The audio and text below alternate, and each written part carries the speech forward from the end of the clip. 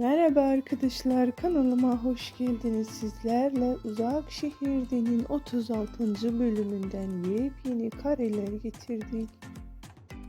Arkadaşlar, Cihan Aliya'nın ameliyatta olduğunu öğreniyor. Cihan doktor kıyafeti giyinerek Aliya'nın ameliyat olduğu odaya girmeyi başarıyor arkadaşlar. Aliya'nın komada olduğunu görüp şaşırarak sadece bakıyor.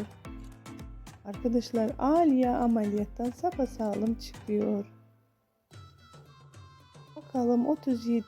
bölümde bizleri daha nasıl bir sürprizler bekliyor. Cihan Aliye'nin pansumanını kendi elleriyle yapıyor.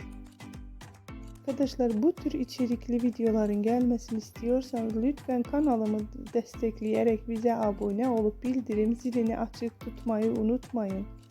Şimdilik bizden bu kadar. Hoşça kalın arkadaşlar.